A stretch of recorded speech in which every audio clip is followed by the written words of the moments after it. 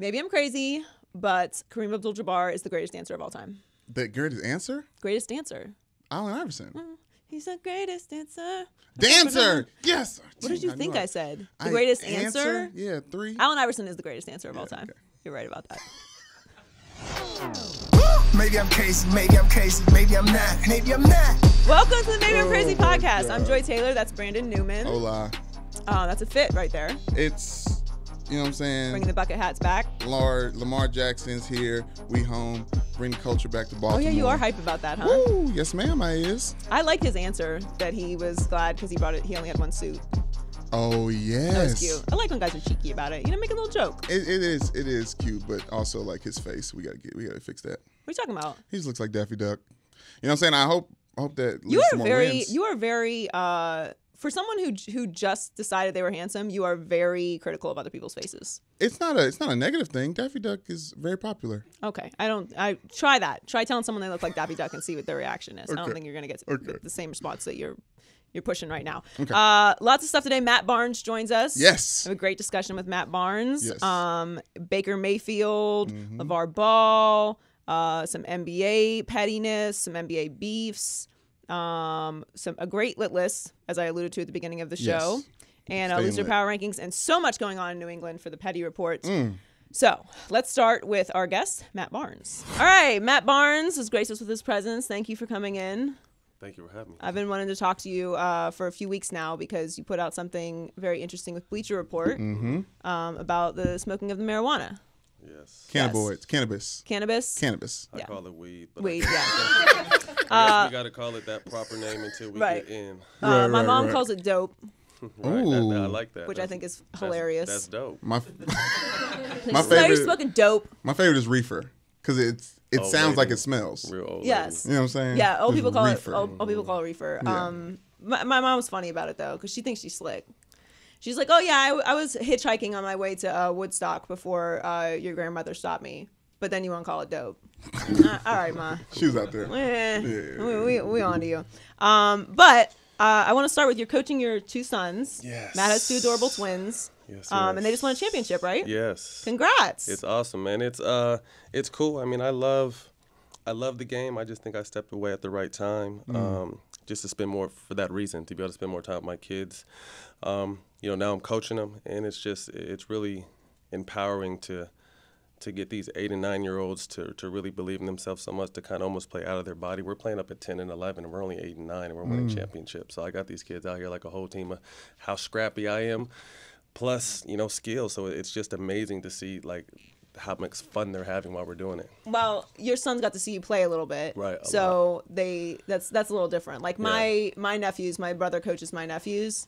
And they got to see him play, but they were little, so I don't think they really understood as much. But your sons they're not that. Yeah, no, my boys have been able to travel with us since the Clippers. So they've been around Chris Paul and Blake and DeAndre and Jamal Crawford and then Boogie Cousins and then the whole Warriors team. They traveled last year during the whole playoffs finals on the planes, practicing with us, shooting in the finals against Katie and Steph. My twins had a shootout against them. Wow. So, like their basketball IQ is crazy. So to be able to see them like call the game or know when to attack or know when to run a pick and roll at 9 years old. It's just amazing to see. You're running pick and rolls? Yeah, no, we're out here playing, man. We're like the number one. I think we're number one team in Southern California for 9U. So Paul Pierce's team is really good too. So they beat us before. So now that I'm coaching, we're a little different team. So we're excited to see them this summer. How was it having them with you when you got your rings at championships? I was just watching. That was the best part, man. To be honest with you, because if you follow my career, man, I always took less money to be on winning teams. Like I wanted to win. Like to me, when you win, that's the ultimate goal. The money's great, but I probably turned down close to $30 million over my career to take less to win. To be honest with you. On top of being fined a lot. But anyway, so I get to the Warriors, crazy enough, and then I'm playing for KD. No one can replace KD. I'm just out there being me and just keeping the team going because it's like the Patriots. You plug a person in and knows how to play, you're going to be fine. So it was seamless. The game KD comes back, I sprint, almost break my ankle, in the first 3 minutes of the game. So then I've never swollen my whole career. I probably missed maybe only time I've ever really missed time was when I had knee surgery. This ankle blew up, and I'm like, okay, first round of the playoffs in a week, I'm gonna be fine. And my ankle, it was just terrible. So for me to have to to fight my whole career to finally get there and then not be out there going to war with my dogs, like that killed me. You know what I mean? So but at the same time, I was still a great teammate, encouraging, pulling guys to the side, talking. But the actual fact that not being able to be out there with them really hurt. You know what I mean? So like, I kind of look at this championship with all due respect to the Warriors for the opportunity. Like, I don't really feel like I earned it. Like, I feel like over my career path, I earned it. Right. But actually being a dog out there fighting, I don't feel like I earned it. So to get back to your point, having my kids there, that's what kind of gave me the balance. Like, my kids were there. They got to hang out with these dudes. They got their own rings. Like, that was the dopest part about it. Yeah, that's I awesome. would disagree with that. I think you contributed a lot to that team. And, I understand how you up feel, until the but, like, playoffs, but then behind the scenes Yeah, and but being the season is being part of getting you're to the absolutely playoffs. Right. But I'm just not one of those persons, like, nothing's ever been handed to me, and I feel like that kind of got handed to me. So. Well, so now that you aren't playing anymore, when you look back on, I mean, you got a ring, so I guess you can't replace 30 million is a lot. That's a lot of money. Does it bother you at all? Like, when you see like the contracts that these guys are getting and not winning? No, I'm happy for it. Like, you can never fault a player for getting the money. Like, some of these guys definitely don't deserve it. Like, I can straight up tell you. And I was one of the guys that were still underpaid my whole career. You know, despite 30 might have been a stretch, maybe 20. But we could look back. It's probably 20 million that I probably gave 20 up. million is still a lot of money. Still a lot, right? You know what I mean? But you can't never blame a player for a team giving them a lot of money. Sure. You know what I mean? So I'm happy to get your money. But guys are definitely overpaid. But that's just what it's the boom of the NBA. It's the evolution of the NBA. Everyone behind them created this path for these guys because now we're on the way to possibly being one of the, right next to soccer's the biggest sport in the world, obviously. Yeah, I mean, I think you make what you're worth. You make what someone's willing to pay. What you are worth, what someone's willing to pay. Right. As far as the money goes, Right. like Heat gave Hassan Whiteside $1 bajillion. Right. He had It's your like fault. 2 points. Yeah. It's your He had fault. 2 points in the Right. playoff game. I mean, You gotta pray harder for him. I haven't been in the prayer closet. Yeah, you I gotta think be I'm out. there, I think I'm saving my prayers for someone else other than Hassan Whiteside. And I think Pat Riley's on that tip too. So you were an enforcer in your career. I feel like I'm watching the Cavs the other night. I'm like, as much as I cannot stand Dellavedova, like I can't stand Dellavedova. I feel like they could use him. He's a dog. He is, I love but he's Dellavedova. not. He's like one of those little dogs. Like But you need those still. You can always use them. You know what I mean? And that's what kind of Tristan Thompson brings to the team. And I hope he can mentally get back into it after going through all that. He played great in Game 7. That's what I'm saying. And he's someone that's battle tested. You know what I mean? So you got to be able to separate. And that's the crazy thing about me was my life played out throughout my whole career. You know what I mean? My mom died, and I played the day after that when I was with the Warriors. I had a nasty divorce. I got into it with a former teammate, but all this is during the season. You know what I mean? So you have to be able to separate what you have going on in your personal life and be a professional at all times. And sometimes that's really hard. You know what I mean? And then on top of that, being in and out of the lineup. You know what I mean? So he probably went to a sunken place. You know what I mean? For a little bit, and he got a fresh start the other night and performed for him.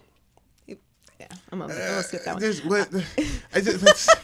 The sunken place being tied to the Kardashians. Yes, just want to put that. obviously. Just throw it out Yeah. there. No, okay, I we mean, can move on. to be honest with you, I just think as an athlete, it wasn't really a shot at them, and now I see where you're going, where that went, and that wasn't what I meant. But on some real talk, like No, you literally mean you got to he's, understand like, as an messed up. athlete, like your confidence and your rhythm is everything. Same thing with Hassan Whiteside, in and out. Like you have to know when you're going to go in the game. It's hard when you've already been there and done it to be okay. I'm going to play you today, not play you. That is hard as an athlete to get going. You know what I mean? So I hope Tristan hops out of that because I mean they're going to need him. LeBron can only do so much. Well, not to go dark, but like a lot of times whenever athletes have tragedies, like everyone was on Isaiah Thomas, Right. Not in his case, but like we're just kind of surprised that he played after his sister died. What was that moment like for you? Like, was it something you wanted to do, or you felt like you had to do?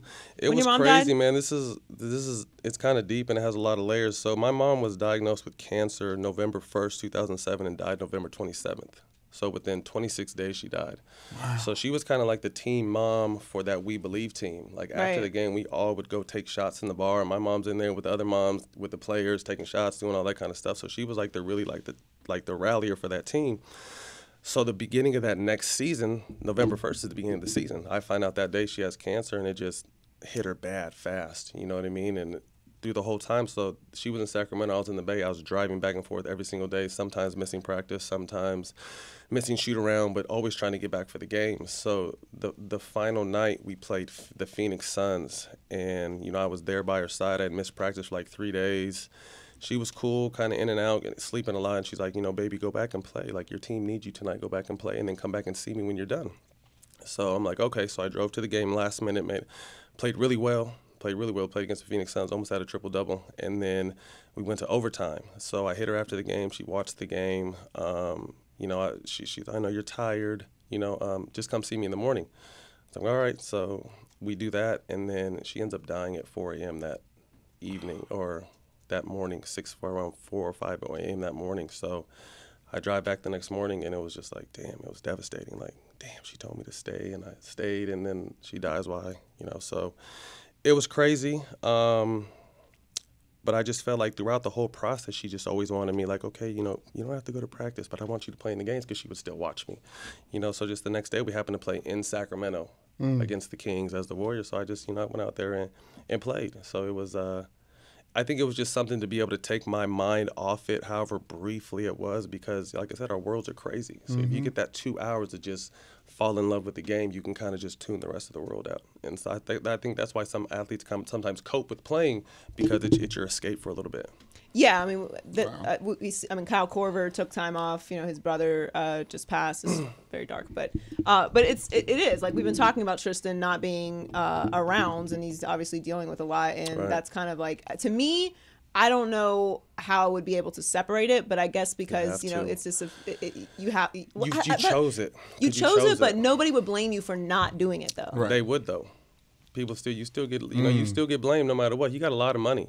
You know what I mean? So you have to go out there and maybe play. In Tristan's case, but like in your general. case, and like Kyle Korver's case, or Isaiah Thomas or something. That's but they still look at us like we have to be superhuman. Like, we're just like everybody else. We just don't get a really chance. Like, we divorce, we lose people, we're sick, but for that 2 hours, we're superhuman because we get paid so much money, so we're not almost human-like. Right. We still face the same day-to-day BS that everyone does and hardships everyone does. Well, since you mentioned that, we were talking, everyone was talking about Russell Westbrook and his reaction to the fans afterwards. Utah's yeah. dirty, So I want to ask about Utah, man. but before we get to Utah, I love Russ. I love how Russ plays. He reminds me of Jordan. Obviously, he's got to do some winning, and Carmelo Anthony needs to score more than 5 points, but that's a whole other situation. But I don't. The whole thing with fans, like, remember earlier in the year, the fan ran on the court, ran up in Russ's face. Mm-hmm. To me, that's where the separation between the fans and players gets crazy. Like, what if that guy stabbed Russ? Like, if Russ punches him in the face, people Russ can get in a lot of trouble. Right. But if Russ gets stabbed, then what?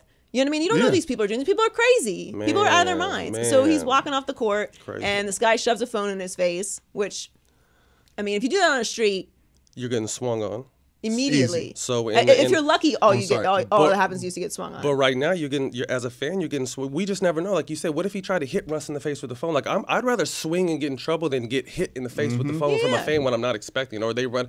So I have really strong feelings about this, and I think Jason Whitlock spoke on it yesterday, and Steven Jackson got on him about it. But unless you're into it, you never understand that, because fans think because they pay you this amount of money, they could say whatever. Right. They've talked about my kids, my ex-wife, and you could talk about me personally all you want, because they pay me a lot of money to be able to handle that. But talking about my kids and my, even though my life is out there, like, they just think they can say anything you want. And then to Utah as a whole, that is the most racist crowd I've ever played in. Nigga was thrown around so many times out there with that We Believe team. You can ask Barron, you can ask Jack, you could ask Al. It was because it was the white people out there. Wow. Out, man, it was insane. Dang. So for Russ to feel that, I feel Russ. Like, I would have been right behind Russ. You know me. So I just, like I said, you pay and respect, and you have a right to yell, but,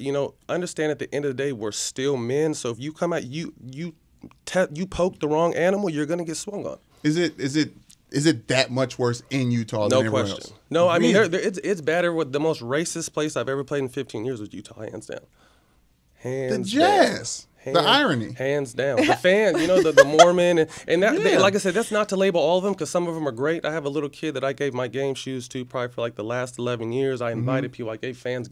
So like I said, don't let me lump all of them. Right, but still. Some fans there, the most racist fans ever. Yeah, it's never anything in all. Right. But that's what. But you know, when I say, "Oh, Matt says all of Utah's racist," that's what they're gonna say. To be you know clear, what I mean? Matt did not say Right, all of no, Utah's racist. right. He He could've.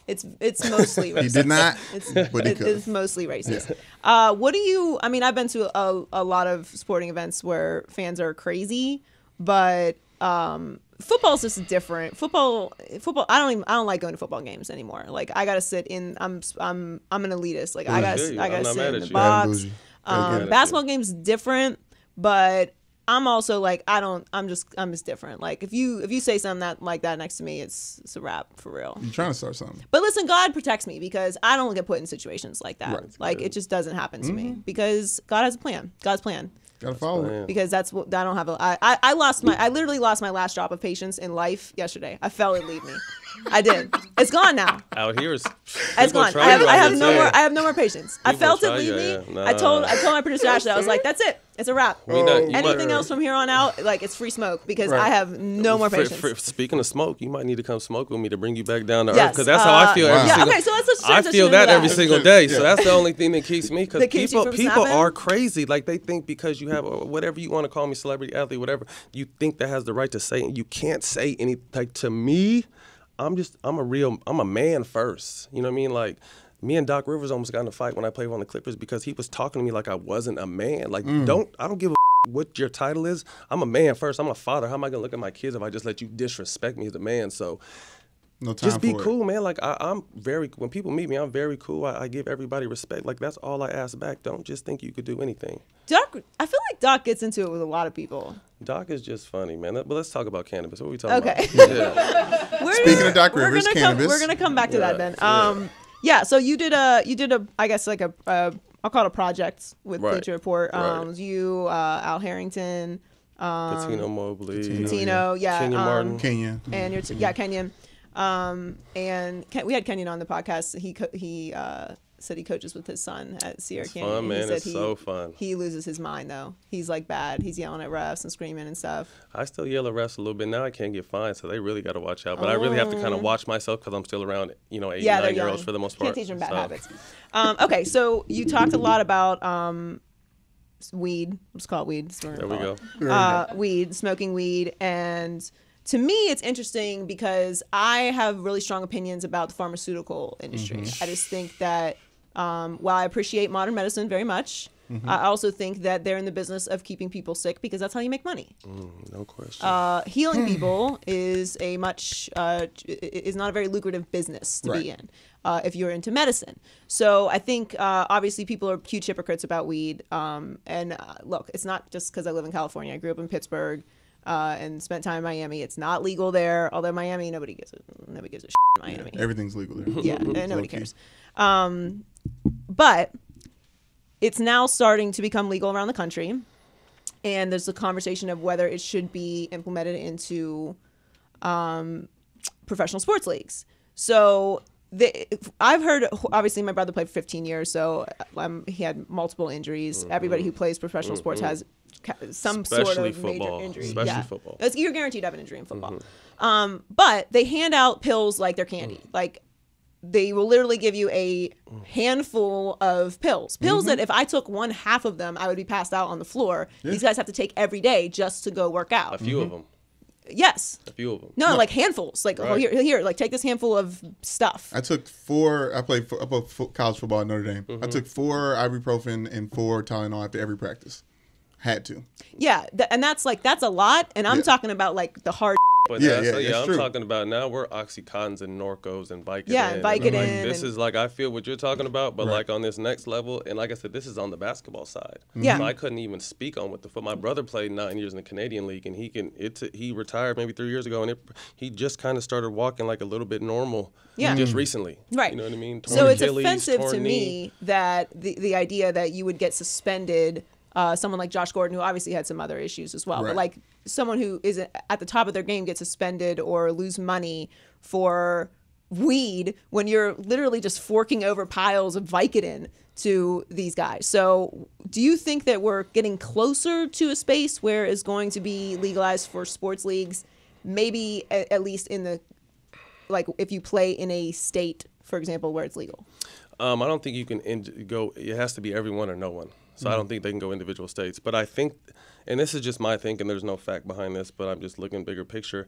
The pharmaceutical industry are the biggest naysayers on the weed. They're probably the ones that are keeping the weed from being more, because they're very powerful throughout the country, whatever you want to call them, they're groups. So, but the fact that we're talking about it means we're making headway. The fact that Adam Silver is willing to listen to conversation, the fact that David Stern already sat down and talked about it. I think the fact that Major League Baseball and the NFL only test one time in the preseason for marijuana, and then they just test for performance-enhancing drugs the rest of the season. So it's not that you're saying, hey, smoke weed. We're just saying we're not going to test for it. You know what I mean? So I think there's an image that obviously athletes want to upheld, and we don't want to send the kids the wrong message. Obviously, that's probably one of our biggest focuses.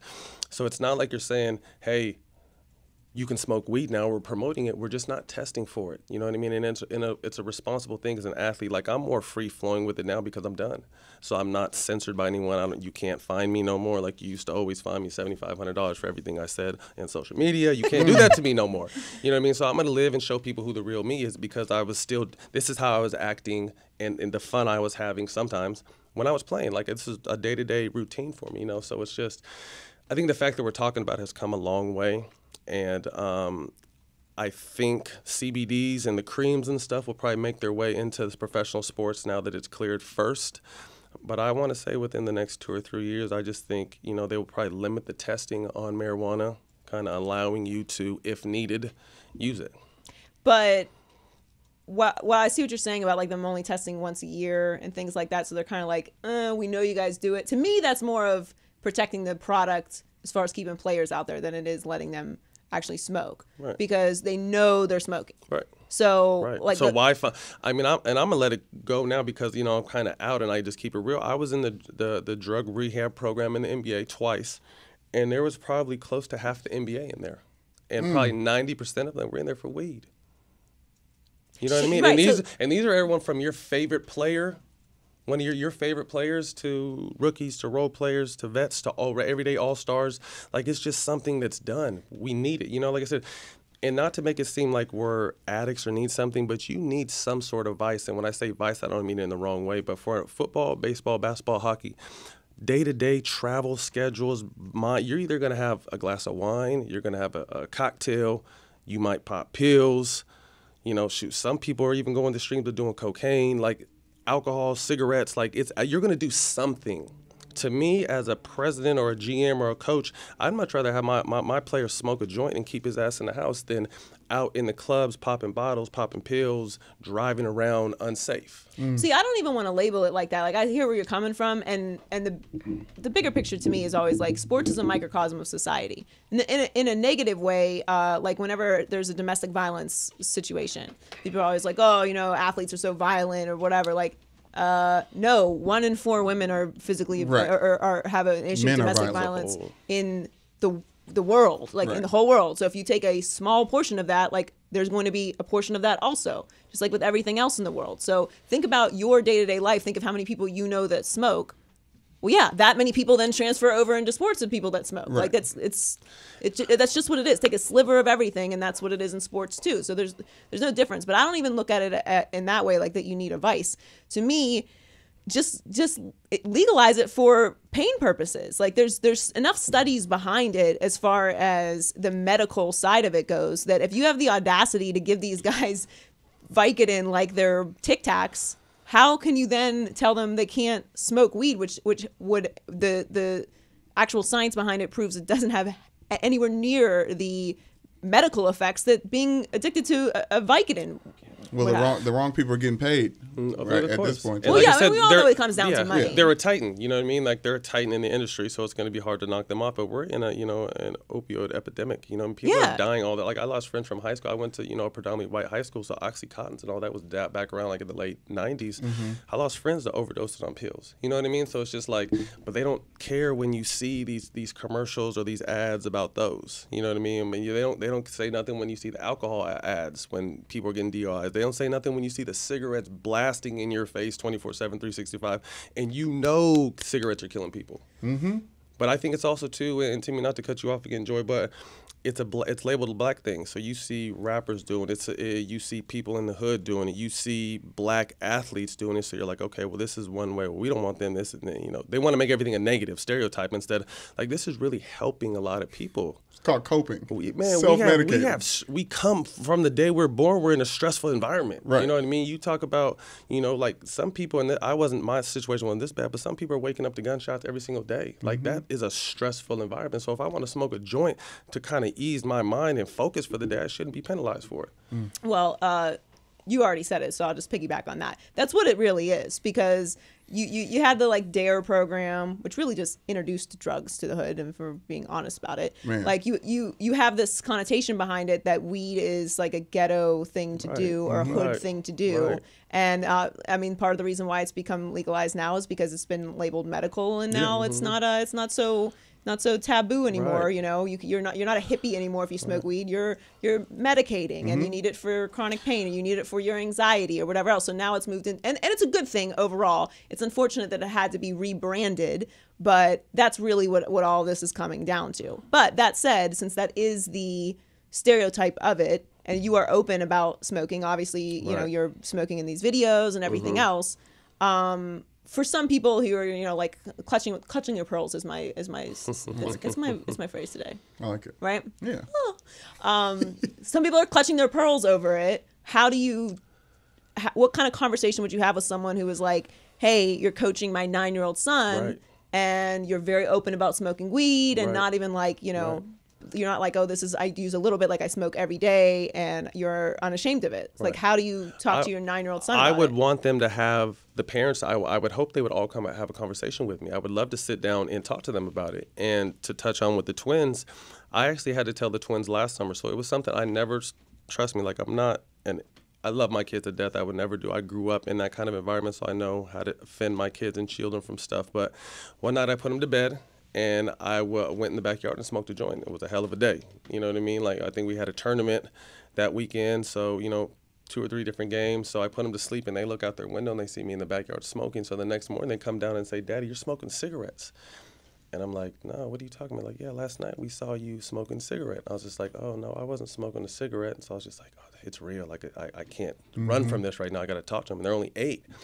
So I'm like, no, Daddy wasn't smoking a cigarette. They're like, well, what were you smoking? And I said, Daddy was smoking a joint. And they're like, what's a joint? So they're 8. I mean, they're going to, get at me. So I just told them, I was like, you know how Daddy is really sore? My knees hurt, my ankle hurts, my back hurts. Like, so instead of drinking alcohol or taking pills, Daddy smokes a joint and my whole body feels better. And they're like, it was. I wish it can't. They're like, wow.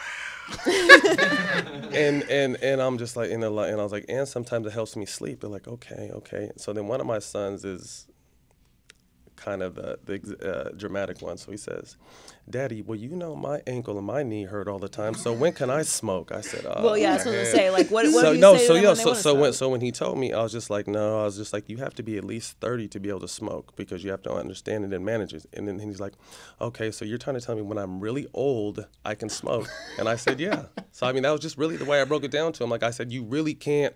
I was someone, my dad was a drug dealer. My parents did drugs. So I'm someone that grew up in it, seeing people snort lines like the Scarface stuff without all the guns and all that kind of, like I saw like drugs like that around me, you know what I mean? So it was just like, I grew up in it and I just chose not to go that route. I happened to pick up weed at 14 and I knew how it made me feel, you know what I mean? So I've been smoking since I was 14 and all through high school, all through college, all through the NBA because I knew how it feels. And I love that there's medical and scientific research to back up the way I already knew how it made me feel. But now these doctors are telling you like, this is what it does for you and this is the benefits and this is that. So, but I knew that as a smoker what it did for me. So no matter, even if it was illegal or I would have been down upon and I risked a lot of money and got fined a lot of money too for going in these programs, I needed that. That was my thing. I knew it didn't make me a bad person. I knew it got me through and kept me from probably being a bad person. So I was going to find a way to maneuver through I've been 14, I'm 37 now. You know what I mean? So for the last 23 years I've been smoking. I've just been able to maneuver it. Well, tell your son 30's not old. Right. But if that's what he thinks, Okay. That's what he thinks. Yeah. No, that's a good age. Because I just think, to be honest with you, society, you don't know what they're watching on their phones. My kids someone's gonna bring my kids a joint at one point, probably in their early 13, 14, 15. So I'd much rather them be comfortable enough to tell me, Daddy, someone did this, or be comfortable enough to tell me, like, Daddy, I tried this. I don't want to be one of the, because I grew up with kids' parents that were too strict. So I knew everything their parents preached, and then as soon as they got outside the house, they ran wild. Yeah, of course. You know what I mean? So I want to game my kids for this world, because this world is crazy. So I want to have that open conversation. And it had to happen at 8, you know what I mean? But now we're on the same page. I don't smoke in front of them, you know what I mean? They're not on Instagram, so they don't really see me doing it sometimes. But like I said, they're going to understand at some point that's just what Daddy does. And it's just like if your dad is drinking a drink at the end of the night. Sure. So. Yeah, but again, like I don't even look at it like that. It's to me, it's just more of like on a bigger societal level, like the amount of people that are in jail for weed, and now that it's legal is just like infuriating to me. But that's a whole nother conversation. But as far as sports goes, I am a huge advocate for just not being an issue at all. And if you think it's like a gateway thing or whatever else, like a person who has addiction problems is going to have addiction problems whether they smoke weed or do anything else. Thanks. So to me, just do your research. You know what I mean? Just look it up, read about it. You know what I mean? You're gonna find stuff you do like, you don't like. But I just want you to at least have just give it a chance. You know what I mean? Like I said, it was such a stereotyped situation back in the day, and it's just not the fact. So do your research, and if you still have the same opinion, I respect that regardless. But it's not going to stop me from moving. Well, before we let you go, speaking of 30 being old, LeBron is playing at just an unbelievable level. Nice segue out of the weed conversation. But I want to get your opinion on it. He played unbelievable despite the fact that he had to go Game 7 and drag that entire team through that series. Do you think that with the way the team that's assembled right now, obviously you know the Warriors very well, and we're assuming that they're going to make it to the finals because I don't trust Houston. Can he beat them? No. I don't. I think whoever comes out of the West, and this is all with due respect to the East, because I love the way Boston's playing. I love Philly's my new favorite team.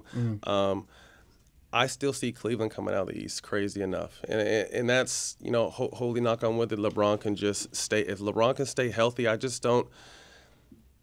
I would love to see it happen, but I just don't see anyone dethroning him. And I think the resurgence, like I said, of Tristan Thompson, they need him. They need Kevin Love to step up. They need J.R. Smith to step up. They need these guys. They need Kyle Korver's been playing well. They need these guys that have been there to help this man. You know what I mean? And that's going to give Jordan Clarkson confidence. That's going to give Larry Nance confidence.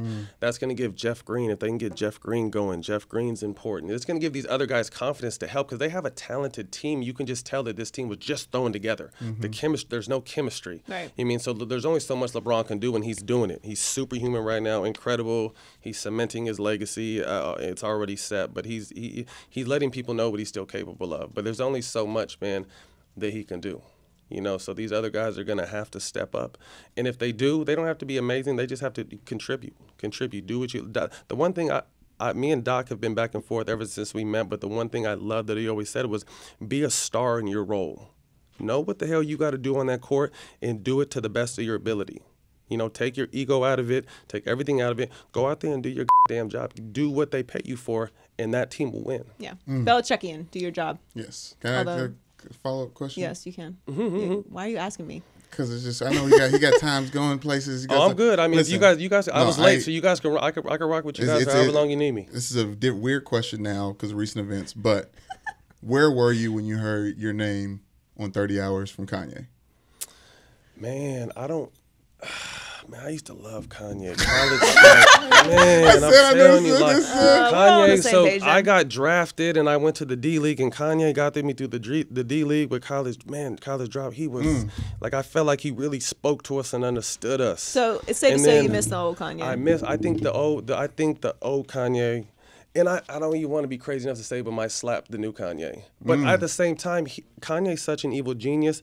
I think that if we sat down and really let him, like, we're getting snippets of what he's saying. I bet you if we sat down and had a real conversation with them, that's like how, broadcasters always want to put, like, the worst of, a certain situation. I mean, so I think if we sat down and had a conversation with him, I think he's there. He's just on another level. You know what I mean? He's like an evil genius. Yeah. So I think if you sat down and actually had a conversation, I bet you he doesn't agree with everything Trump does, but he's out here saying the wrong stuff to people that he really had a cult following. Yeah. Kanye was he was on his way up there. You know what I mean? So it's just, but back to the point. Where was I for 30 hours? I had stopped listening to Kanye. You know what I mean? So people had to bring it to my attention. So normally I would have made sure I got it early. You know what I mean? The album. But I was just kind of, I just wasn't in the same space with him at the time. So a bunch of people had to tell me, and then I listened to it and laughed. And the funny enough about the thing was, man, I was 15 minutes away from my ex. I was living in my Marina Del Rey house, and she was in our old Redondo Beach house. So I was 15 minutes away.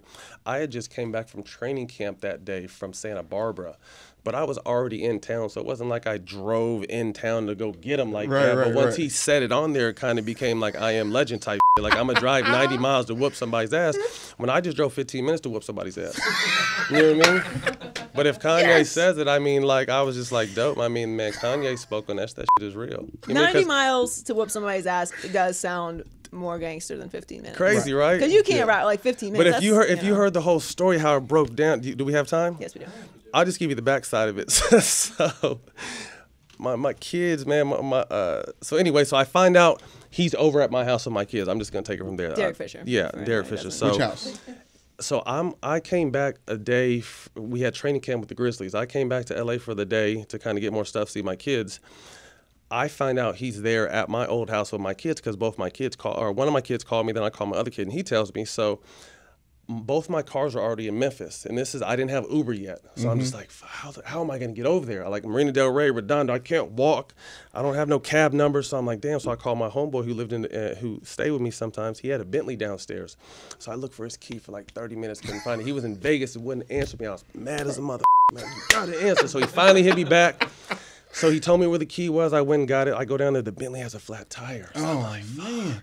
So I'm just like, I was like, if I mess this car up, I'm just going to pay it back. So I drove it like 2 miles an hour, like around probably about 4 or 5 minutes to the gas station, filled the tire up. Which one? I live in Marina Del Rey. So I went to the back side, behind where the old, what was the soul food place back there? The soul food place? I've been here for 3 years. Oh, so you missed it. So I don't even. I don't know the street. So you said you're back there. It used to be the old soul food place. But anyway, there's a gas station back there, right by the freeway. So anyway, so then I fill the tire up and go. You know what I mean? So it was just like the situation to get there was crazy. And I got there, and it was what it was. I was listening to Tupac on the way to kind of get me right to make sure I didn't fall. I called Gilbert Arenas like, yo, I'm about to make a move. You might need to bail me out. So he was on standby. Like, the story is crazy, man. But, like, everyone wants to make it seem like, oh, you're mad about... Chill. You're mad about him with your ex. That was kind of a dirty move. But to me, man, you can't move. Like, my kids are my life. Don't try to move around my kids living in the house I pay for without telling me. As a man, straight up, that's what it comes down to. But anyway, like I said, what Tupac you listen to? Man, whatever was on. I mean, I rock with all his stuff, but it was, the Hit 'Em Up and, you know what I mean, Against All Odds, Secrets of War. Like, I was on the real Tupac. Because of Kanye, I was imagining you listening to Tupac for 90 minutes. No, that would have been. You'd be like, oh, he's method acting now. I might have flew. I might have got in the car and just is floated inside. No, but like I said, for him to mention it, it was crazy because, like I said, I didn't hear it at the time. So once I looked on my Twitter, people were telling me, I think my brother might have hit me like, yo, you heard Kanye said something about you. I was like, oh, he's talking shit now. And then I heard it, and it made me laugh, man. So I was just like, even though it didn't happen that way, I guess that's how it happened. Man. You gotta have theme music when you're about to go get it, though. Oh yeah, you got an album. Yeah. Yeah. Got a mixtape. You have theme music. Crunk Juice. Did you? Well, I told Brandon the story about this. I don't want to get specifics, but I had to go handle some work once. Yeah. And I had to get my. I had to. Leather gloves. I love the way you put that. No gloves. I don't get too specific because people know the story, but I had to wake my sister up. Remember I told you? Yeah. She was dead asleep. And I was like, no, we got to go. Big sister, little sister? Little sister, but she's ready. Yeah, she's ready. Okay. She's been in the Air Force for like 11 years. She don't play. She's like tatted head to toe. She's quite tough. Okay. But I was like, go get up. Tim's hoodie, let's go. She asked no questions. I don't remember what happened. I blacked out. You remember what happened? How old were you? How was I? I was too old to be getting in trouble. Because it would have stayed on the record, but we got out of there. And it was in the suburbs too. But life comes at you like that, and like I said, like if you think about that situation, like if I was an athlete, people die for like that. Oh yeah, it's very serious. You know what I mean? Like if you separate like Every the day. athlete for the man, like yo, you're living in my house with my kids, and like you're my homeboy. Like, are you kidding me? So it's just like you kind of put in perspective on some real shit. It's just like you got away real easy. Yeah, I feel like that situation. Yeah. But him and I, to be crazy with you, worse. him and I are cool now. Like I can't even talk to my ex. She's God bless her soul, the mother of my children. But me and Derek communicate about the kids. Like we're cool. I'm not tripping. Like yo, my kids love you. You know what I mean? And you're good to them. If whatever. That's so very like good of you, Matt. it was genuine when they said like because everyone wanted to dodge me with they're engaged. Like I knew 2 weeks before it got hit the media that they were engaged. My kids told me. So I'm genuinely like be happy. You know what I mean? Like my whole thing is. Our situation didn't work. We can blame it on one another if we want, but the fact is we still have 2 amazing boys. Let's just be amazing co-parents. Like I look at like Bruce Willis and Demi Moore, like we can have blended families. Like it's for those 2 little guys. Like it has nothing to do with me and you no more. It has everything to do with them. That's good of you, Matt. This is great. This is great. This is great. Brandon gets happy about happy stories. Because I just think there's so many misconceptions out there about me. Like, he stole. Like, no, I divorced her. Like, I was off. Like, I as an athlete, I divorced. I just wasn't happy no more. You know what I mean? So once that ship has sailed, that we got 2 little amazing boys. So let's just be dope co-parents. Like, what else is to it? And then like. All the other stuff, but like I said, there's such a misconception. Like if you heard like these stories behind these myths about me, you'd be like, "Oh damn, he wasn't tripping." Like I was on weed the whole time, so I wasn't tripping. I was cool. Like if I had to fight, it was because I had to fight. You had to call. You know Gilbert. what I mean? Yeah. You had to listen to Tupac. I was on some real shit back then. So it's just like if you knew that, like my friends all laugh when they hear all these stories because they know the real story behind all the stuff my ex pulls and all the like the behind the scenes, like the gimmicks, like. I'm over here smoking a joint, so if anything, I'm in a clearer mind. If I have to make a move, I'm gonna make a move because as a man, it has to be done. It's not because I'm out here tripping or crazy. Well, I mean, when Kanye puts it in the song, Like I said, it just adds fuel to the fire, but it's like at the same time, it's not even the truth. You know what I mean? Like it's not even that exciting from that standpoint. Sorry, it's 15 Kanye, minutes. It wasn't even the truth. It's 15 minutes in a borrowed car. Right. It wasn't even. They had a flat. I had to drive a Bentley like 4 blocks to get it filled up. Like I'm just like I'm going to this house tonight. You can't. Well, the Uber didn't exist then. No, I don't know. It was 2000. What was it? It was when I was with the Memphis Grizzlies, so 2013. Uber existed. I was just late to Uber. Yeah. Like I just prefer to drive myself everywhere. My mom is still late to Uber. Yeah, but I'm a Uber killer now. Yeah, Uber's the greatest. Yeah. Every time I go back to Pittsburgh, Uber's not saturated in Pittsburgh, but every time I go back, I'm like I'm gonna take Uber where I go. I'm Ubered and she's up, like, I just don't like the idea of you being in a car with a stranger. I'm like, so I'll call a cab. Right, the alternative. Here's what happens. Like if the Uber driver kills me, here's what you do. All right, you get my phone information. You can find exactly. They have this nice little picture. Okay, I'm just gonna guarantee they have their social security number. You can just go find them, and don't worry, nobody's taking me anyway. That's a mistake. If Don't try and kidnap me. It'll be a bad day for you. Right. That's been confirmed. I'm not the one. I'm not going.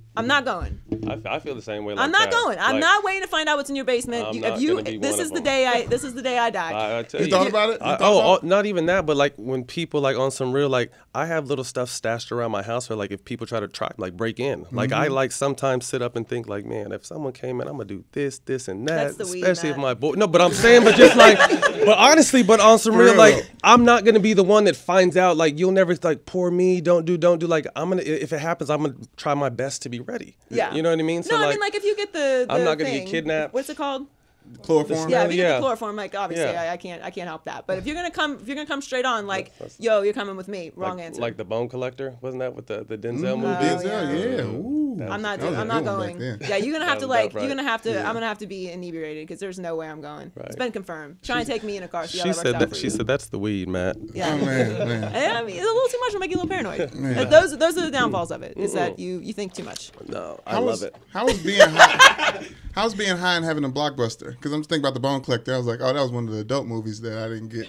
Like it's just Blockbuster. Be high and then a Blockbuster. You ever been high in a Blockbuster? In a Blockbuster? Yeah. Yeah. That's when I would go in there and probably buy like 20 or 30 movies.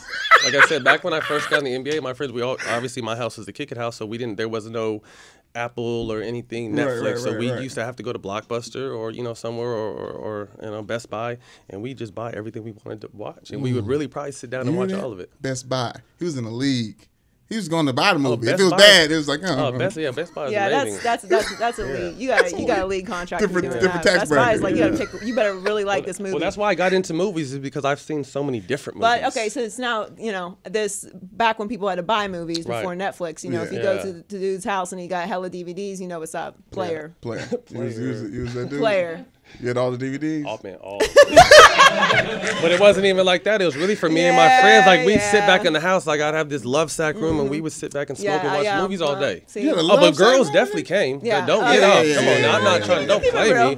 Come on, they can definitely come cuddle with me back in the day. But that's All right, just we how gotta it leave it was. there. Thanks so much for joining us, Matt. Appreciate it. No doubt. Thanks so much to Matt Barnes for joining us. That was awesome. Let's do in or out. We haven't Yeah. renamed in or out yet, so No. in or out. Am I in or out? Brr, you're trying to mess me up. I am.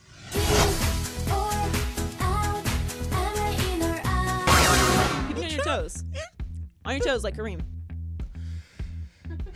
What am I in or out? We are going to rename in or out. We Yes. are our producer John Heller Yes. is not working this week, I guess, because he's Nope. Prince of Privilege. Yes. He's decided Does what you know he what? He wants. doesn't feel like working. It's gonna Right. be okay. Right. So he's allowed to do that. That's why we call him Prince of Privilege. I mean, if we want to get to the heart of it, Yeah. in this Black History year that we're living in. It is Black History Year, actually. Yeah, it's 2018. Wakanda, forever. Yes, all day long. By the way, did you see Avengers? Yes, I did. Yes, Yeah, I did. You did. Yes. My biggest issue was all the Black superheroes died, period. I mean, who does that? Spoiler alert. Oh, yeah. You don't just say My bad. like that. My bad. I don't. You know what? What if I made Shame that up? on you. What if I Shame made on that you. up? What if Shame that's on a you. joke? First of all, You gave it away. First of all, that's inaccurate. Okay, inaccurate AF. First of all. Okay. Second. You can't kill all of Wakanda, You but yes. can't. T'Challa. I mean. Oh, I don't even know I'm if we supposed to can- stop I doing don't the even know if we can spoilers? Continue.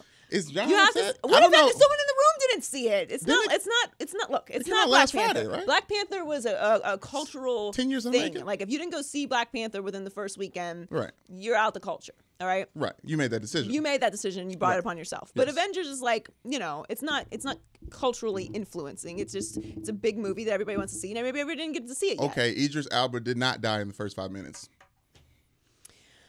Oh my God.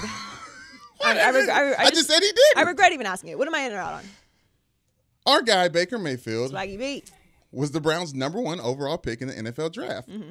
And the first of 5 quarterbacks to go in the first round. Hugh Jackson has said that Willie Tyrod Taylor Beeman will be the starting quarterback all season long. Willie Beeman. Beaming. Great movie.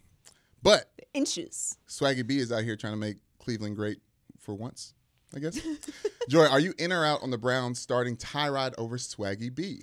I am in on them starting. Really? No, I'm sorry. Wrong question. Okay. I'm in on them starting Swaggy B, so I'm out on them starting Tyrod. Okay. The question was, am I in on starting Tyrod? Yes. Okay, Over Swaggy I got B. too excited. Okay. Yeah, Swaggy B should be starting, of course. But Tyrod Taylor, though. Look, I like Tyrod. Okay, Tyrod's fine. Yes. But I feel like, and I've said this before, and I stand by this, that this idea of coaches drafting quarterbacks really high, like let's say in the top 10, or I don't know, #1 overall in the NFL draft, right? Yes. It's a pretty significant move for your franchise. So Some would say. the idea that you're drafting someone #1 overall that needs like time to cook, if you will, is insane to me. And the only reason for it is very simple. Hugh Jackson's record with the Browns is 1-31. That's dog. I mean, let's call it what it is. Some would it's say the it's Browns. brown. It's the dog pound. Yeah. It's dog. Yeah. It's 1-31. That is inexplicably bad. Some would say. You won one They've been game. competitive in probably 15 of those games. You know though. what? I don't want to. It infuriates me as a human being that when people say that. What? So you were competitive in some games and you won 1 out of 32. They were competitive enough last season that this Miss me year's with that draft. bullshit. Miss me with that bud. Anyways. I don't want to hear about it. The only reason that he's even saying that is because he wants some space to start Tyrod so that he feels like they can win a couple games with Tyrod as opposed to risking it, and Baker's terrible because you never know with these draft picks what they're going to be. No one does, no matter what they say. Tom Brady was a 6th-round draft pick, so don't tell me you know what you're drafting. You don't. Nobody's a lock. So, especially with the Browns. So he's just trying to keep his job, which I understand. Okay, I'm not saying I don't respect the move. I'm just saying don't lie to me. Just go out there and say, I want to start Tyrod because I'm terrified of losing my job because we're 1-31, which is terrible. And I feel like we have a chance of maybe winning like 4 games with Tyrod, which would be an incredible improvement. No, they're going to win 6 games. I'm on record. They're going to win 6 games next year. I don't think. If the GM wanted Swaggy B to play, they would say that he would have been the starter. But they've made some moves and they want to keep some continuity, and having someone like Patrick Mahomes, who could actually possibly start at some point in time, like the Kansas City Chiefs had last year with Alex Smith and Patrick Mahomes beefing. That's going to make Tyrod Taylor a better player. I do think Baker's going to start by the end of the season, as he should. But Tyrod should get the chance to start. Same nonsense with Deshaun Watson. Because Tom Savage let's is start Tom Savage for half a game. Ooh, I'm Bill O'Brien. I'm so smart. I'm going to go through the whole training camp and 4 preseason games and not announce my starter. I'm going to play him for half a game and then to start Deshaun Watson. I didn't forget you did that. Okay? He wasn't ready. I didn't forget you did that. He wasn't ready.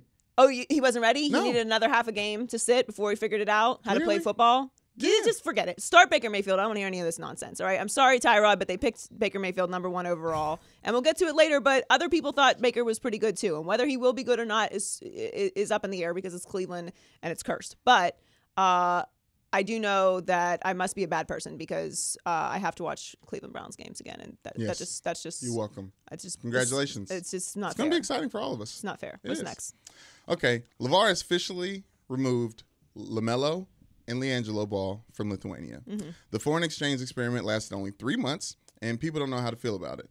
Vitautas coach, what's his name, Seskas said, it's just another proof that they came, that's what he said, another proof. I didn't read that wrong. Okay. It's just that he speaks a different language. Well, you have to clarify because you have a very hard time reading I know. the words. I'm not, that's what I'm trying The to words clarify. are literally like inches from your face and you have a hard time with it. Bouncing ball. It's just another proof they came here to make a show, not for basketball. It's sad that they didn't even understand what we gave to them. We understand how they helped us, but they don't.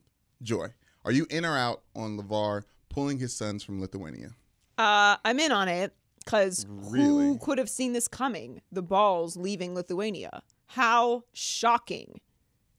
Sarcasm. I mean, are we being serious right now? Like, what are you talking about? This shouldn't be a surprise to anyone that the Balls have left Lithuania. I mean, okay? LiAngelo's about to go get paid. You feel me? He about to go get drafted. Yeah, he's about to go get but drafted. LaMelo Get should that money. stay in. We should stay in Lithuania. Yeah. Look, first of all, everyone just needs to relax. All right, we all knew that they were leaving Lithuania eventually. All right, 3 months.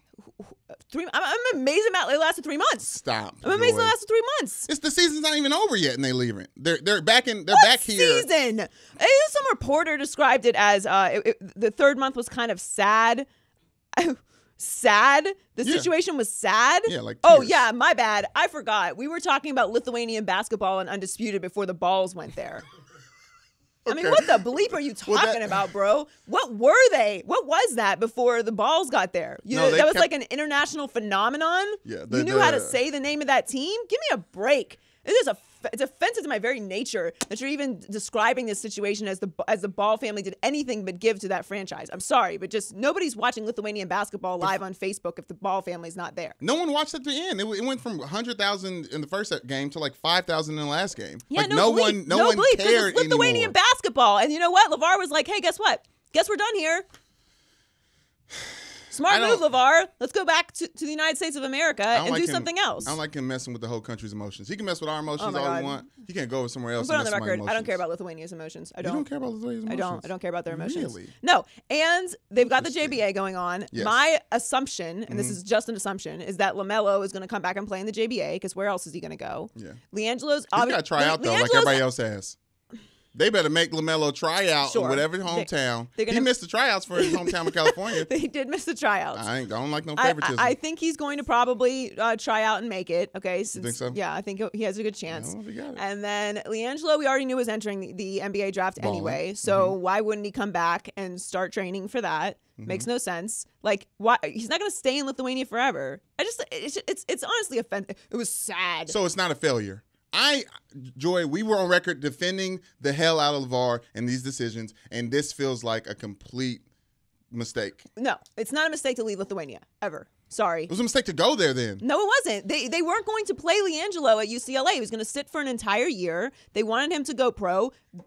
LaVar and LiAngelo apparently believe that he's ready to go pro now. I don't, but that's what they believe. So if he was going to be at UCLA, that would be 1 year. He thinks he's a one and done. He couldn't play that 1 year. What do? You go play professional basketball overseas. Well, they're tired of being in Lithuania, so they're coming back and training. He's going to enter the NBA draft. He's either going to get drafted or he's not going to get drafted. Guess what? Lonzo still plays for the Lakers. He's got a couple years left on his contract, I'm pretty sure, since he was the number 2 overall pick. So that's gonna continue to go on. Correct. Like life goes on. Yes. And LaMelo is 16 years old. I think everybody needs to just bleep and relax. All right? Everyone's like flipping out. Oh, LaVar doesn't get along with coaches. Where's the reveal? I'm still waiting for the reveal in this story. The reveal to me is that someone has the audacity to call the situation sad. We were not talking about Lithuanian basketball before LaVar Balls decided to grace their presence. That's sad. What do you mean? For Lithuania? Not for LaVar? We've been talking about Lithuania. Oh, okay. Here we go. The entire time. You're right. Totally. This is a mistake, Joy. You're right. And I'm down for LaVar. Tell me something else about Lithuania besides LaVar Ball. This basketball is a second religion. First is Catholicism. I learned that when I was researching about Lithuania when the Balls left to go there. I'm just going to go ahead and move on. Exactly. Terry Rozier got the last laugh in his ongoing beef with Bucks guard Eric Bledsoe by rocking a Patriots Drew Bledsoe jersey the game 1 of the Eastern Conference semifinals. Mm-hmm. In the last 2 games, Scary Terry has averaged 27.5 points, and went 12 of 17 from three-point line. Joy, are you in or out on Terry Rozier being the GOAT? I'm out on him being the GOAT. Let's go into the beef. Yes, let's do that. So Drew Bledsoe, listen to me. I know. It's a common mistake. That's how this whole thing started. No, I looked down at my notes. That's how this whole thing started. Eric Bledsoe yes. Took a jab at Terry Rozier and said who, basically. Yes. Which is an elite burn. It's a lazy burn. No, it's elite. When used properly and backed up, which is the unfortunate part for Eric Bledsoe here, which is why we're discussing this. When backed up, it is elite. You've never, okay, listen, like I have a list, okay? I'm like Arya Stark, if you will, okay? Yes. Like I have a list. Yes. Once you get on the list, there's no getting off the list. Mm-hmm. You have to die. Mm-hmm. Like not physically, but at one point or another, life will align to present me with an opportunity to destroy you, and I will take it because you deserve it. Maybe it's your last breath. I'm for the slow kill, if you will. Okay, so noted. But I'm very dedicated to it. You gave me my coffee today, by the way. You talking about the slow kill? Oh yeah, I'm putting drips of poison in there. No. Sorry. First of all, I'm not even gonna get into it, but absolutely not. There's no way you'd be sitting across from me if I couldn't tolerate you to that level. I couldn't be on the list. Okay, good. No, I'm just I don't have the capacity for that much fakeness. Yes. More importantly, it's an excellent burn, and there are people who are on this list who, when I next see them, I of course know who they are, but I'm going to say that, like I'm going to be like, oh, nice to meet you. What is it that you do? And it's going to destroy them to the core. You gonna Whoville? And I'm gonna straight face it. That's not nice. Oh, it's not nice, and I'm still gonna do it. I don't care. Listen, and this is why God deemed Baker Mayfield sufficient to go to the Browns and makes me watch Browns games because I do things like this. Yeah, so it's like a little bit of karma. I have other areas of my life that are more important to work on than burning people who deserve it. More importantly, the who burn is very elite, and Eric Bledsoe tried it, and he did not back it up. Terry Rozier. Took that ass is what he did. Okay, I was gonna go eat his lunch, but I like yours better. Yes, he did. Mm-hmm. He did very good. Mm-hmm. He did very good. And then he decided to wear a Drew Bledsoe jersey, which is just the NBA is so petty. Everyone, good stuff all of them are so petty, and it's just such good content. He claims a long lost friend gave him the Drew Bledsoe jersey. If a long lost friend gave you a jersey, would you wear it on the podcast? What is a long lost friend? I don't know. Whichever this one is, the one who's giving out. How do you lose jerseys. Friends these days? That's interesting. They get off Facebook. I have a friend who's not on Facebook. Are they? She's very dedicated to not being on Facebook. She's my best friend. She's on everything else though. No, she's only on Instagram. I didn't get a Facebook till 2 years ago. Like ever? Yeah, ever. Facebook came out my freshman year of college. That's how old I am. Yeah, I was in college. It literally was like we were the first year. Like Mark Zuckerberg was like your year. Yes. Awesome. Yeah, and then he turned evil. I got in too much. As billionaires tend to do. I got in too much trouble on MySpace to get Facebook. Oh, Like on I don't even wanna MySpace, I like deleted all the I will messages say, though, that I was like, supposed to have. MySpace. Oh, And there was this in the trash folder, and I gave my password to my high school girlfriend at the time, and everything was just right there. Yeah, so I got off social media. I feel like that's how that tends to end. Anyway, Scary Terry's the man. Is the man. Eric Bledsoe knew exactly who he was because he was a Kentucky guy, and Terry Rozier is a Louisville guy, and there's some deep-seated stuff, even though they didn't play in the same years. Like, everyone on Louisville knows who played on Kentucky and vice versa in the NBA. So, that whole thing was just There's plenty bullcrap. of beef there, and Rozier's playing amazing. Yeah. And they Out of his crushed, mind. they crushed the Sixers. I'm worried about the Sixers. I'm very close to taking a lead in Boston over Sixers.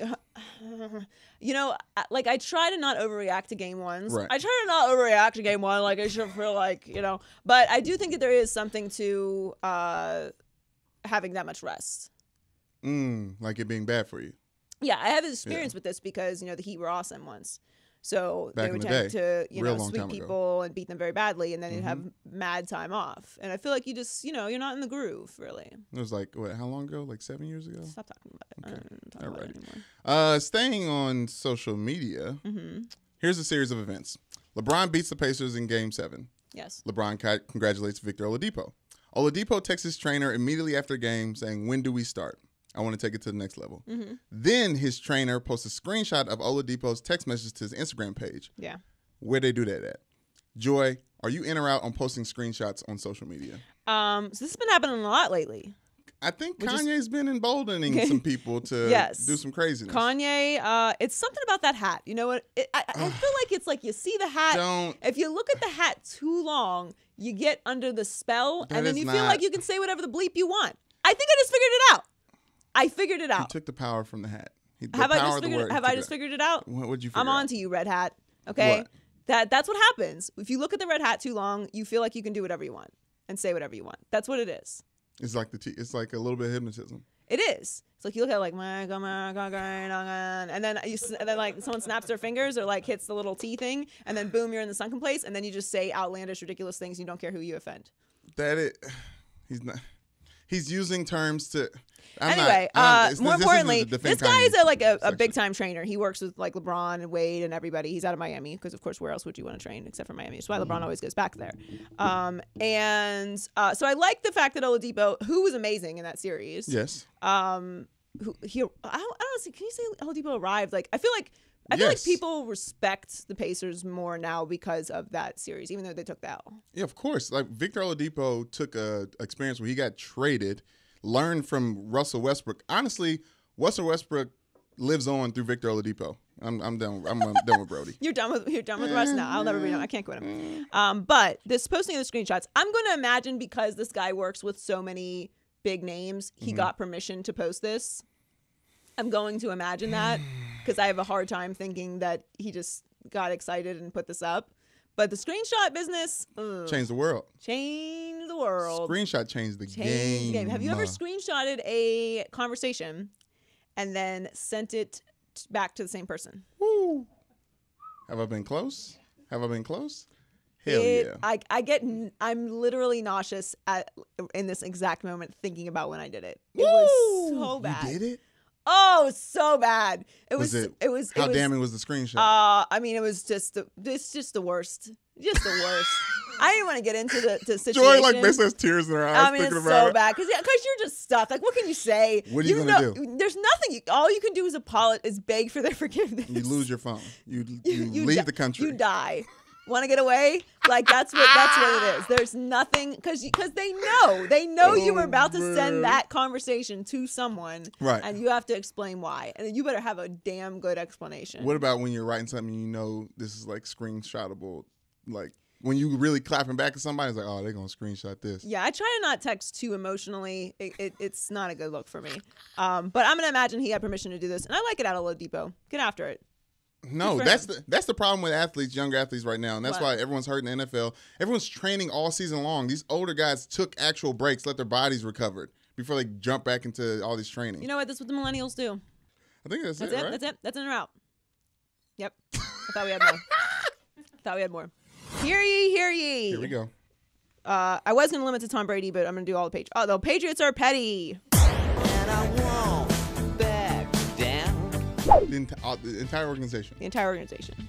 Because it started off, originally it was just Tom Brady. Tom Brady was talking to Jim Gray, legendary broadcaster Jim Gray, at this conference at the Milken Institute. I don't know. Oh, yeah. And Annual, right? he was asked by Jim Gray if he felt appreciated. And he felt that the organization showed the appropriate gratitude for what he has done in 18 seasons with the team. And I would say the fans appreciate him. But he said he responded by saying he pleads the fifth. Very cheeky. Plead the fifth. And then he started to elaborate and saying that everyone in general wants to be appreciated more at work, which is very like blanket thing. Like some people are just happy at work. You don't want to hear that from Tom Brady. No, you don't. And then he also asked him if he was happy, and he said he has his moments. Blah. Miss me with all of it. Miss me with that one. Yeah. Right? I'm good off that. That's just way too elitist coming from him. You know what? Brady's kind of like a pod person, right? I've been saying he's the android. But he, for the first time, because he has this kind of like this android face. This Cutter tan going on. You know, he was just over in Cutter, or maybe it's spray. That's I don't know. How you pronounce it? Cutter. Yeah. People say guitar, but I think it's Cutter. Yeah. And he's just like looking very weird. He looks like Patrick Bateman. Patrick Bateman. Mm-hmm. Which one that be? That's American Psycho. Oh yeah. One of my favorite movies. Inspiring. Yes. Inspiring is one word. I remember watching it and think, okay, I'm not that crazy. Because I needed that validation. That's weird because I remember watching it and thinking I could see myself doing something like that if I got pushed to the edge. Right, which is why I stay away from the edge. I look at it, and then I keep a couple steps back because I have to keep it in view. Right, yeah, because if it's not in view, you're over. Right. Not so much the killing parts, you know. Right. But music. It's you know what it is. It's trying to escape me. Yeah. It's very heavy. That's why I can't move my neck. You I have to stay very stiff. Yeah. What it is about that movie that I find relatable is that he is so insane inside his own head. Anyway, that's it. No, that was but he looked like him. But no, that was my thing too, and I was like, I don't do it, so I'm not that crazy. But yes, excellent threesome. Tom Brady is an American Psycho. Psycho. While we're covering it, yes, he is an American Psycho. Yeah. But he's very unhappy, and he continues to take shots at Belichick. He also said something about the question. So he asked him some question. He said that the answer should come from the guy that owns the team. Has he got an explanation for why Malcolm Butler was benched? I mean, he just like continues to take shots at Bill Belichick, and then, and I love this Patriots drama because we've never had it. No. It's so delicious. Yes, it's so good. It's like caviar, sports caviar. Yeah. We found out that the Patriots were going to trade up if the Browns didn't take Baker Mayfield to the second pick and take Baker Mayfield. No way. Yes, according to his agent, he said the Patriots were going to trade up to number 2 and take Baker Mayfield. And I just feel like, I'm sorry. I just wish we could just go back in time and make that happen. 3 years from now. Yeah. Baker will end up in Boston. It's not fair that didn't happen. Not only do I have to watch Browns games now, that would have been like, if you want to talk about an explosion of content, if you will. Yeah. Like Tom Brady having to deal with Baker Mayfield, Swaggy B, sitting on the bench. He knows he's on his way out. Right. Tom Brady might just quit. He might just walk. Like, not quit football, but like literally just quit the Patriots. Like, who wants me? Who wants the goods? Anyone. Come get me. Come get it. Baker's going to do what Belichick did. He's going to start with the Browns, be like debatably good, and then go to the Patriots and win a bunch of Super Bowls. Debatably good? How y'all just going to let me have this crown on all crooked? I mean, I thought because when you put it back on purposefully, I thought, I'm looking at you and I think that you can see you, but you're right. It was crooked. No, I can't see me. There's no. It's been crooked the whole time. I can't see myself. It's been bothering me the whole time. I know I have magical powers, but it's not that good. Anyway, I just love all the pettiness that's going on in New England. They can't get over it, and it's. I really I have to know why Bill Belichick did not play Malcolm Butler. I must know. Every day that goes on that there's more drama about it, the intrigue just swells in me. Bill Belichick's petty. Like how Patrick Bateman gets obsessed over the guy's business card. Don't do that, Joy. Don't do that face. No, stop. Not that one. No. I like all your faces. That one's too much. It's too real. I got too real. Yeah. Over business cards. All right, time for Lit List. Hey. We sometimes we have the All We Do Is Win award, honorary DJ Khaled All We Do Is Win award, when we have one special person who's lit, but we have multiple lits. Multiple lits. So it's a lit list this week. Let's start with Shaquem and Shaquill Griffin. Love this story. You probably saw it all over the internets from the NFL draft. Shaquem Griffin was drafted by the Seahawks. He'll be playing with his brother Shaquill, and he has twin brother, right? What is it called, Ashley? The band syndrome. Amniotic band syndrome. If you remember, he has one hand. He played for UCF, and everyone's rooting for him, of course. And they posted a very touching, special video of him getting the phone call, which I love those videos. Obviously, it always reminds me of Jason, but it's just like it's such an emotional video because you can just imagine like that moment of your entire life changing, the whole family's life changing, and everybody's like all the hard work, and obviously like you didn't know what was going to happen with him because of his situation. So everyone's really excited about that, and I think the Seahawks is a good place for him too. Yeah, it'll give him a chance to get on special teams. Pete Carroll's. He said the big part of it was Shaquill didn't rally for him to get drafted. So it's something they came to on their own, and that connection is really interesting. Like, he was the fastest linebacker to run in the draft. Yeah. In the combine. In the combine. And he did 20 reps with a prosthetic. Yeah, he killed the combine. I mean, I was saying UCF is the actual national championship. Yeah, you're on that. Actual champions. I'm not on that. They are. Undefeated. They're undefeated at the games that they played, but they didn't play in the national championship game, so therefore they're not the national champions. Anyways, but I'm very excited. Either way, I'm excited for them too. Yeah. Also, it's Dancing with the Stars, all athletes this year. I don't know. Oh, Dancing with the Stars athletes. That's a better name. Yeah. I'm watching. It's not my thing. I'm watching your boy right here. You're watching Kareem? Yeah. I adore Kareem Abdul-Jabbar. And you know what? I think he killed it. He had a dazzling gold suit. Looking like a I think we'll probably be able to roll this. I don't know if we're able to roll this over or not. But if we aren't, I don't know. Who knows? He's wearing a dazzling gold suit. He's dancing to Stevie Wonder, which I'm sure he appreciated. Signed, sealed, delivered. Yes. And I like how he has multiple dancers because he's a big guy. He needs more people to dance around him. That's why you like it? I love it. Looks. Okay, and he also took a jab at Tanya Harding. He did the whole but that's none of my business line. I'm not competing against Tanya in a way where she needs to break my legs. Wow. We won't bring that up. But you did. Ooh. He's got the favor of being an old man. Old black people can say whatever they want. What exactly are you going to say to Kareem Abdul-Jabbar? Nothing. Same thing you're gonna say to the old lady at Ralph's. You're gonna have a seat right there. Yeah. And you're gonna be happy that we've allowed you to sit down as opposed to standing in the corner. Thankful even. Yes. You're gonna thank us for allowing you to sit down. You're not gonna say anything to Kareem Abdul-Jabbar, especially Tanya Harding, which I just can't. I cannot get over the fact that Tanya Harding has turned into a sympathetic figure. I will not let it go. I refuse. I don't understand what's so bad about it. Allison Janney won an Oscar. I actually blame her. I blame Allison. It's Allison's fault for doing such a good job.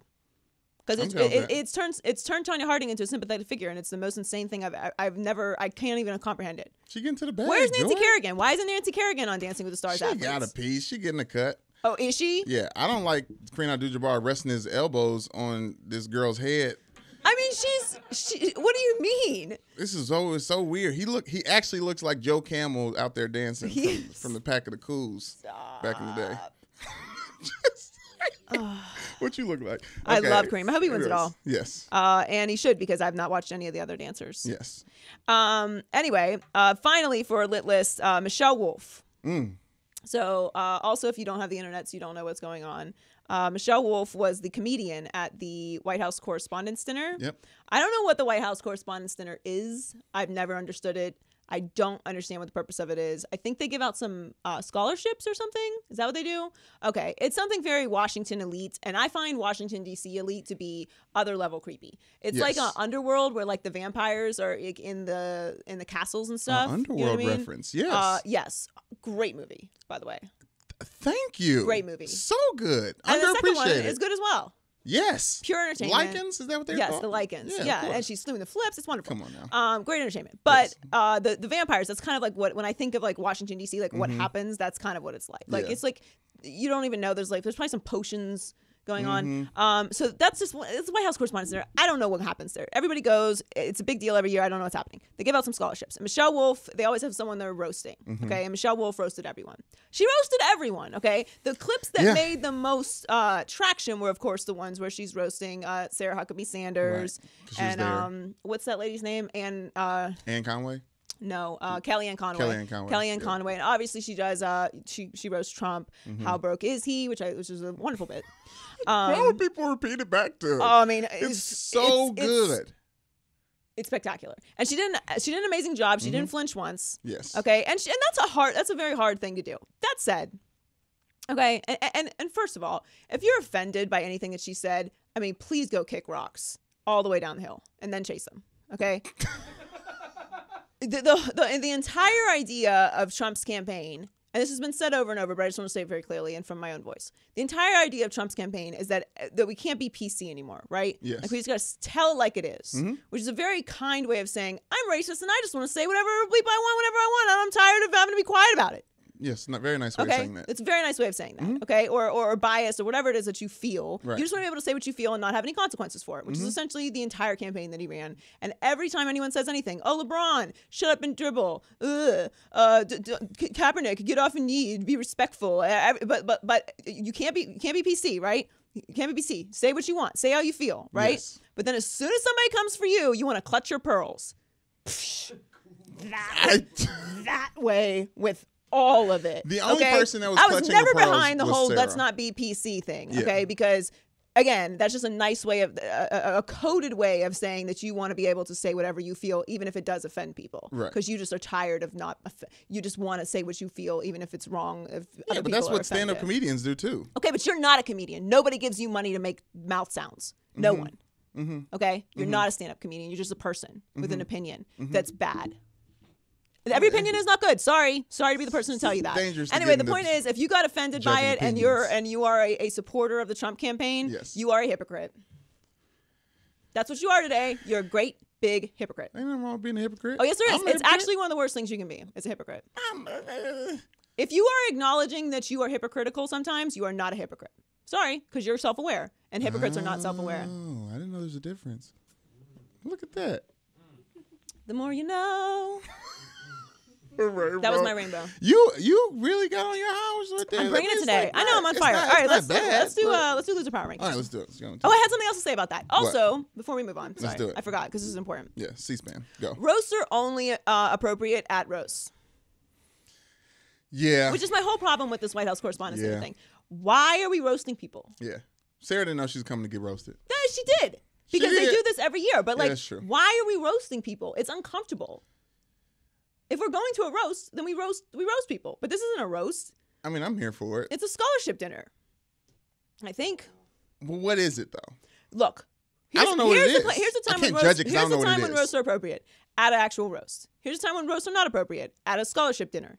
At a wedding. No, because sometimes. At a baby shower. No, sometimes in high school when the ball gets rolling. At a graduation speech. You roasting the teacher and you getting really into it. No. And what happens? One of your friends? And what happens? I mean, you leave, you get ISAP and school suspension. This is what I said. You know what I'm saying? But that person still got roasted though. There's only one place, and I was never mean to teachers. You never mean to teachers. I wasn't. I was a very good kid. Miss Swakowski was really upset with me one time. Mike Wazowski? Miss Swakowski. She was the one to tell me about 9/11. So you know you remember her. You know what I'm talking about? Like a teacher. Why you change up the mood when I just brought up? I can't. Yeah, I mean, that's how it goes. All right. Loser power rankings. Loser power rankings. The losers of the week. Okay. Oh, man. Ezekiel Elliott back in the news. Yes. His papa is. His papa is back in the news. Yeah. Stacey Elliott, which, by the way, I love the name Stacey for a man. Love it. It's a culture thing, but I do love it. No, you've said before that you haven't seen The Wood, which is the Love and Basketball adjacent, and you asked me one of the main characters in that one is Stacey. He's a hood dude. He's a gangster, and just hearing Stacey like that, I was like, ooh. I'm gonna get my big brother Stacey to beat you up. Yeah, you take a man named Stacey seriously. Oh yeah, except for Mr. Stacey Elliott is not saying realistic things right now. He was talking to TMZ, and they asked him about Saquon Barkley being drafted number 2 overall. And he said that Ezekiel Elliott is the GOAT. He's the best to ever play the game. This is deeper than LeVar Ball. This is the actual truth. The truth is in the pudding, or the pudding's in the truth, or whatever they say. It's actually the proof is in the pudding. Right. Is what they say. Yeah, that's what they say. You know, But I don't understand it either, Stacey. That entire saying. If I'm being the proof is in the pudding. yeah, if I'm being honest right now, being transparent, I don't know what that means. But that's what they say is the proof is in the pudding. Where'd that come from? I don't know. Proof pudding. I don't know. Pudding proof. I don't even want to say. But every time I think of pudding, I think of Bill Cosby. He got sentenced. Yeah, he did. Mm-hmm. Anyway, Spanish. That's not true. So we don't. That's not true. That's not What? true yet. What? Ezekiel Elliott's the greatest of all time already. He seems to be pretty good. He's Joy. very good. He's very good. He's not the greatest ever. If he didn't have an off season, he'd be great. Oh, really? But he just can't have an off He season. can't have an off He season. can't have He's time been quiet to do this anything. off season. He's been quiet this After he off was extremely, extremely loud his first off season. He made you know what? He needed a break. He needed a timeout. He's quiet now. All right. Number 2 on the loser power rankings this week, Steph Curry. Mm-hmm. Steph Curry, who we have not seen yet this playoffs, although he might be back this week. That's a sweep, right? My hot take Arita was right, just the wrong series. Swept in the second round for the Pelicans. Who? Oh, you're Definitely swept without question. I mean, it's gonna be it's a massacre. You think so? Yeah. They're gonna get one. No, they're not. Why? How? True Holiday. He gonna go off. Drew's gonna go off. Drew gonna go off, and then Anthony Davis gonna get his buckets, and then Rondo's gonna have a good game where he's playing as well on defense as he's on offense. In that game that you're referencing, Yeah. this imaginary game Game is 3. Kevin Durant playing? Not at his best.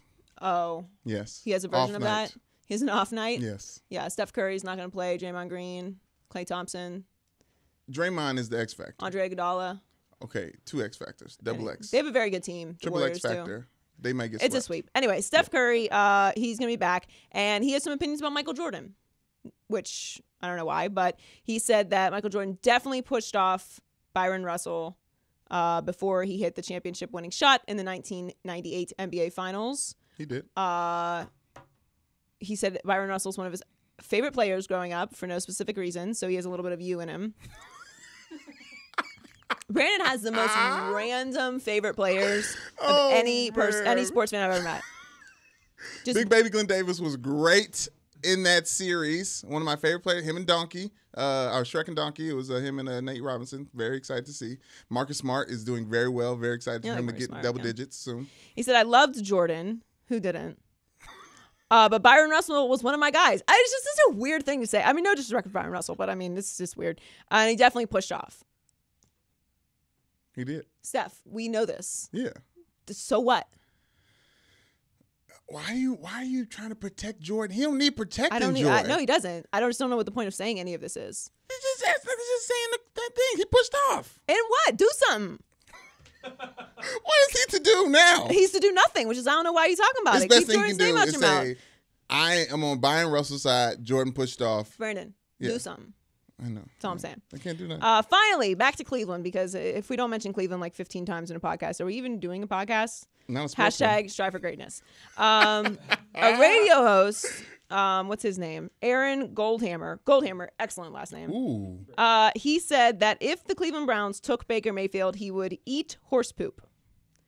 Well, that happened. Yep. Which is why you don't ever say that if anything happens, you'll eat horse poop, because you just don't control the universe like that. Especially something that could actually like literally happen. Unless dude was like really just trying to eat horse poop out here. Yeah, maybe. Ooh. Think about that. You know what I'm saying? People weird out here, especially in Cleveland. People are weird. Mm-hmm. And you can't just eat horse poop. What do you mean? Like You if got hot sauce your on it? theory is correct, where like this guy actually just wants to eat horse poop and Yeah. needs an excuse, this is brilliant. This is brilliant. Because you can't just be like, you can't just be like on a date, like, oh my god, like, so I ate horse poop. I mean, you better have a GD good story for that. Right. And this is great. Like, okay, I'm viral because I made this ridiculous claim, so I got to keep my word. Like, I'm a man of my word. I'm loyal, I'm gonna watch him eat it. right? But in reality, it's all just a front. You just want to eat horse poop. You gonna watch him eat it? No, I'm not gonna watch him eat horse poop. He said he's gonna do it. I might watch. Yeah, you know what? I think I'm gonna watch. Come on now. I feel like you gotta watch that, right? You watch the Eagles fan eat their horse poop. You can watch his Cleveland radio host eat Baker horse poop. I did not watch the Eagles fan. You didn't watch that? I know it happened. Yeah, it was fun. You watched that? Yeah, it was exciting. It's a big build up. I feel like that's the start of bad habits, if you know what I mean. I feel like that's how the bad habits start. Interesting. Yeah. You get a little too into watching that. You're like, then this is a wormhole. Yeah, There's too much available on the dark web to start with that. When you know? when the videos get off YouTube. Yeah. He's like, okay, let me stop all this. Yeah. You're like, you know what? I've seen every bit of this content. Where can I find more? Where's that incognito tab at? Yeah. Oh, that's not how you say that. Incognito. I just don't. What? I don't even know. It was an accident. Incognito tab. Oh, you don't use incognito is Chrome? next? You don't use Chrome? Google Chrome? Oh my God. All right, fun show today. Great stuff. Matt Barnes was excellent. Mm-hmm. Made a good case for making weed legal in professional sports. Yeah. I think it's gonna happen in a few years. Seems very chill about it. Well, yep. That's another side effect of the Mary J. Mary J.